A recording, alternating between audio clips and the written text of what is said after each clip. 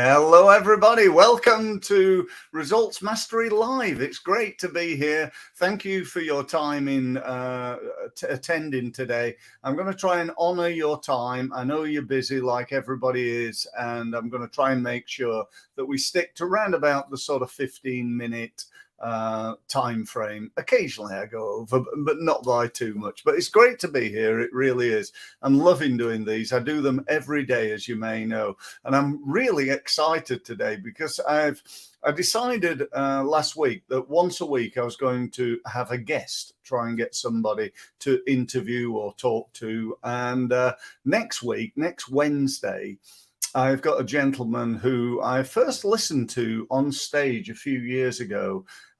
He's probably one of the top coaches in the world. He's a real leading sort of expert in his field of personal development. He's a professional speaker and speaks at events all over the world. And his name is Jerrick Robbins. I'm really looking forward to talking to him. He's from the USA. And to help with that process or the time difference, I'm actually running it in the UK at 5:30 p.m. next Wednesday. So hopefully you'll find a link to it.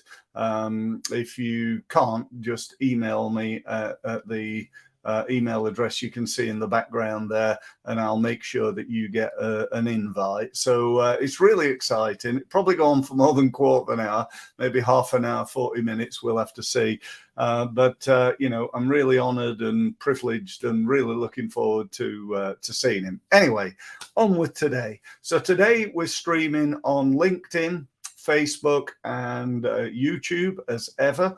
So we got loads of people on the call today. If you've got any questions, please add them to comments. I'll try and deal with them at the end, depending on how many there are. So today we're talking, or I'm talking, about the 5 biggest marketing mistakes that I see. Now, do you know what? The difficulty wasn't coming up with 5. It was limiting it to 5, because having done this for 28 years now, I've seen, I think, every mistake possible. But I'm going to try and go with what I think are my top 5. When I say mistakes, I just want to clarify it. This is not saying that people don't understand marketing and so on, but I really do believe this, that all marketing works. Everything that you could do, from walking around the street giving out your business card, works. Just some of it works better than others. And one of the biggest mistakes, and this is not in my list of mistakes, by the way, this is an added bonus, if you will. One of the biggest mistakes is that people behave like butterflies going from one thing to another. They'll try it for a little bit. And after that little bit where it's not worked, they'll say, well, that's a waste of time. Let's go and do something else. So, for example, they might do Facebook advertising. What do? They spend, they might boost a post. I had one guy said he'd boost a post by £10, and it was a total waste of money. And he didn't think Facebook advertising was for him. And he'd only spent a tenner. It was hardly, substantial test. I do believe that's the case. And if you link it to sport, which some of you know that is my background, if I'd have, I play table tennis at international level, and if I'd have gone, right, tried that for a few months, not really got anywhere, and then gone and played tennis and didn't get anywhere there either, and then got and played golf and was no good at that, and you can't. It takes time. Marketing takes time, money, and effort in order to do well. However, that was just an added thing I thought of. So let me crack on with my 5 biggest marketing mistakes. So number 1, and I think it is number 1 in every sense of the word, and that is not measuring your marketing. I've just been talking about people who are doing things and not really getting the results that they want. But the truth of the matter is often that the reason they're not getting the results that they want. Hang on, sorry, it's putting me off, and I'm sure it is you. I'm going to turn my background off, if I may. Just bear with me a second. It seems to have gone all blurry today. So there you go. There's me in my actual office. I haven't got this halo around me, which I don't know, looked a little bit weird. So many apologies for that. So you've got me in the flesh now, so to speak. But anyway, so so the not measuring is, I think, one of the biggest mistakes that I see in business. And, you need to know your marketing numbers. How do you know where to invest until and unless you know what's working and what's not? It's just a no-brainer. We will all always waste some money on marketing. It's just the nature of it. But what we don't want to do is to keep wasting money on it. What we don't want to do is to, keep doing the same things again and again, expecting better results. I think it was Einstein said that the definition of insanity is doing the same thing again and again and expecting a different result. You get the same results, and most people's results in terms of marketing are not very good. So what do we need to measure? At the top end, it comes down to things like, how many sales have you got? What have you won in terms of sales this month? We then look at leads. How many leads have you got? Then we can work out what is our lead conversion ratio. If my goal was to win, say, £1 million worth of business in the next 12 months, and my average unit of sale was £1,000. On average, when somebody buys from me, they pay £1,000. Without being an accountant, I can work out I need 1,000 sales. Now, if I divided that by 362 days, I know, roughly speaking, it's going to be about what's that? It's about 3 sales a day. That's assuming I'm working weekends, I suppose. But if I divide, let's say there's 250 working days in a year, I need 4 sales per day. And so by understanding my numbers, I need 4 sales of £1,000 every day, and then tracking that back. So what's my lead conversion rate? Well, it's about 50%. So I need 8 leads in order to get 4 sales. And then, I look at, well, how many sales am I, or how many leads am I getting from my website? And let's say it's 1. We need to understand what we need to do to increase that to 2 or to 3, and so on and so forth. So this is where this concept of measuring what's working and what's not is absolutely vital. So do it, full stop. Number 2 is not testing. I always remember many years ago attending a seminar by a guy called Jay Abraham. Jay's arguably, certainly was, maybe still is, I don't know, he's certainly one of the world's leading marketing experts, if not the world's leading marketing expert.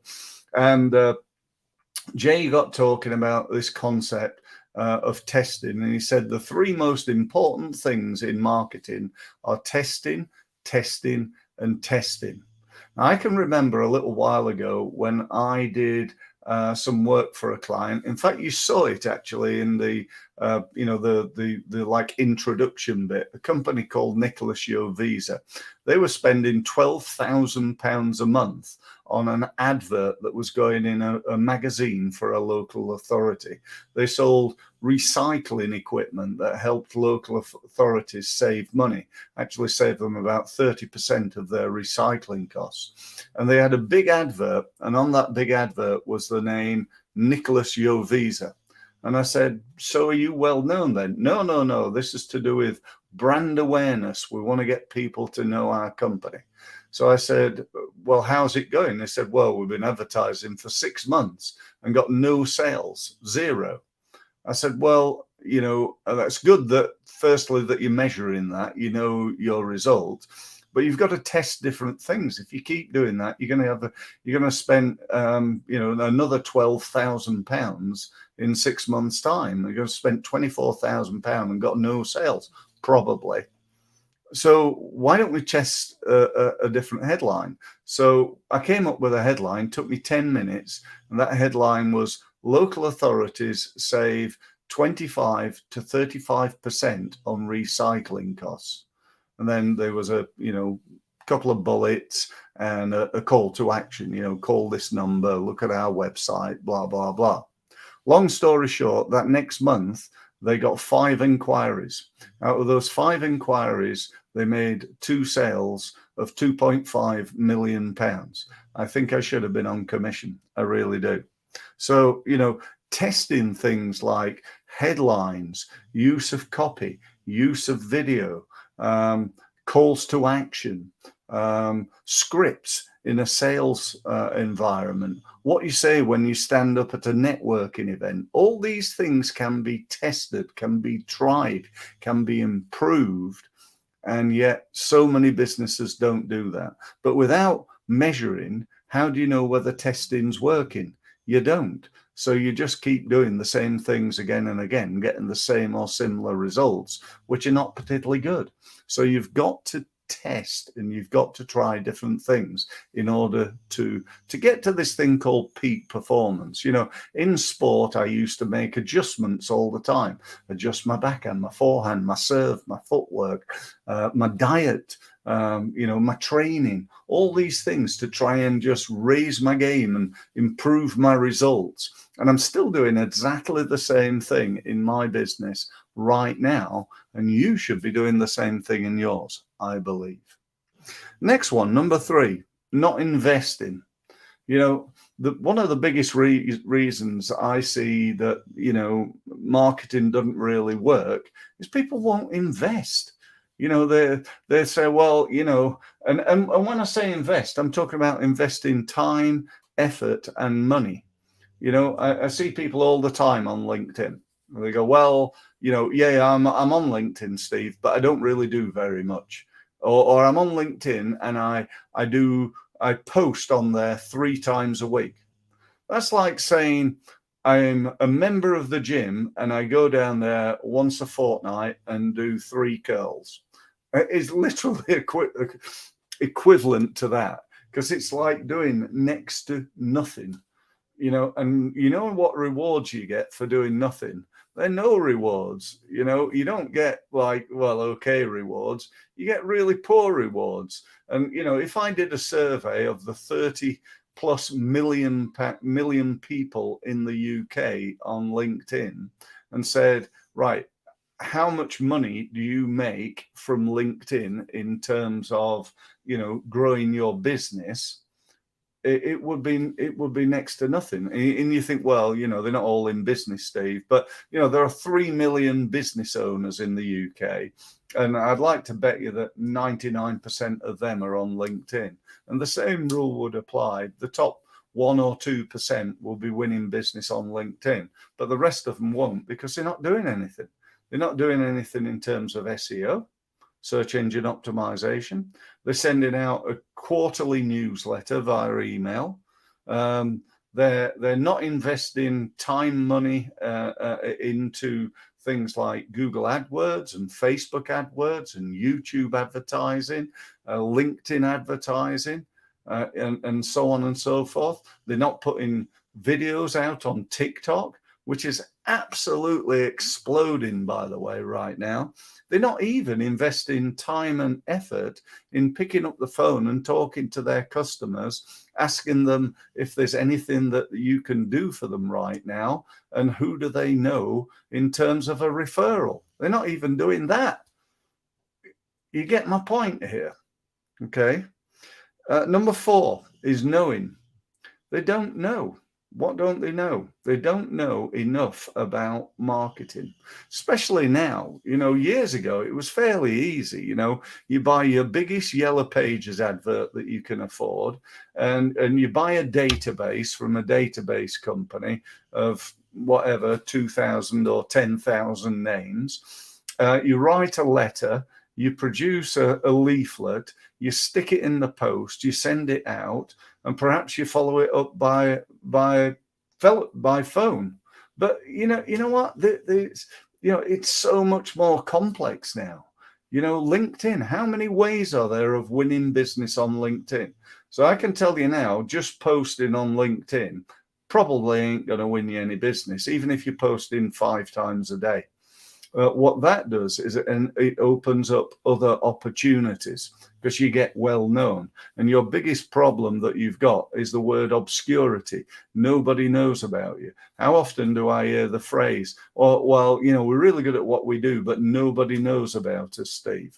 There are 3 million businesses in the UK, and I could help any one of them. I know I could. I've been doing it for 28 years. But the trouble is, most of them don't know of me. And the same is almost certainly true of you. So, that's really important. Now, not only knowing of you, but your knowing, in other words, your knowledge. I see this all the time, and it's such a big mistake. People say, well, I'm on LinkedIn, I don't really understand it. Search engine optimization? No, I've no idea what search engine optimization is. I wouldn't have a clue how to do it. Do you know what? I could teach you that in about 20 minutes. It ain't that difficult. It just takes a little bit of time and effort. All these gurus around, they'll tell you, to leave the SEO to us because it's highly complex. No, it's not. It's fairly easy. As I say, I could teach you how to do it in maybe stretching it 20 minutes, but certainly half an hour, and you'd know exactly what to do. So, you need to be training yourself in how to market your business in one way or another. By the way, and I will just say this, it's a bit of a pitch, but genuinely will help you. If you go to steve-mills.com, there's a button there called University. Just click on that and you can gain free access to all my online training programs for 1 month. There's no give me your credit card or anything like that. All that will happen is once you've signed up, after 30 days, I'll phone you up, try and find out what you thought, and ask you if you want to join. And if you do, it's 25 quid a month, which, to be honest, it's ridiculously cheap, and it's a total no-brainer joining that. It really is. However, you need to find a way of getting to know and understand. No longer can you say, oh, I don't understand LinkedIn. Oh, Facebook's not for business. Oh, email marketing. Well, I haven't really got time for that. That's just, quite frankly, bullshit excuse for settling for what you've got right now instead of pushing forward, which is what you should be doing, assuming you want to grow your business. And lastly, mistake number 5 is not improving. So I suppose it sort of links into not testing and not investing and knowing, but, not improving. What do I mean? Let me give you an example. You go to your website and you look at your homepage, and you sit down, perhaps you sit down with your team or even with a marketing person like myself, and you go, what's wrong with this? Why doesn't it work? Why aren't we winning more business from our website? Because again, if I asked you, how much business have you won from your website? I almost guarantee it'll be none or very little. And that doesn't have to be. So what do you got to do to this page? Because this is about improving the page, not making it look prettier, not rewriting it, although those two things might come into effect. This is about improving the number of leads. I call it the conversion rate optimization, CRO, conversion rate optimization. You need to optimize when 1,000 people come to your website, and that equals 10 sales. We need to optimize it so that when 1,000 people come to your website, it equals 20 sales, which would double your business, or at least that element of it. So really, really important. So how would you do that then? Well, you might add a video to your website or improve the video that's already there. Change the headline on the, and I'm talking here on the home page, change the headline on the home page. Add pictures of people instead of buildings and things like that. What about the subheads that are in there? Could you change that? Change or improve the words. What about adding testimonials from satisfied customers or improving the testimonials you've got? So rather than having, you know, Steve's a great guy and clearly knows his stuff, a better testimonial for me would be Steve's a great guy and has helped me make £500,000 in additional income in the last 6 months. That's 10 times better than, you know, he's a nice guy. It's results. That's what you want in a testimonial. What about the call to action? So many websites and web pages don't have one. They'll say, you know, they'll have a page called About Us where somebody can read about everything that you do. And there's nothing at the bottom of it telling people what to do next. You know, so add in a call to action. And by the way, that call to action, if there is one, it's nearly always right down at the bottom of the page where nobody gets to. Why isn't it not at the top of the page? Why isn't it not, you know, in people's face so people can see it? You know, you go to my website, you'll see lots of gold buttons all over it where people can go and book a meeting. And they don't have to wait for me to respond. They can just click on the button. That opens up my diary. They can see what days and times I've got available and just click on it, put their name and email address in. Job's done. They've got an online meeting with me already set up. How cool is that? Why haven't you got that on your website? All right, maybe you're not offering meetings. Maybe you're an e-commerce site and that doesn't apply to you. But if it does apply to you, then, you know, that's a great opportunity for you to use. So that's it, I think. I don't think I've got anything else. Oh, good job. I'm on 23 minutes. I do apologize. I normally try and keep it under 20. So I'm going to let you go. Thank you ever so much for listening. Don't forget to do this every day. And don't forget, next Wednesday, Jerrick Robbins, and it's at 5:30. So thanks ever so much. I don't know whether we've got any questions. No, I haven't got any questions. So hopefully that's because you were listening intently to what I was saying and not that you were asleep. So thanks ever so much for listening, and I look forward to hopefully catching you on the next Results Mastery Live. Thank you.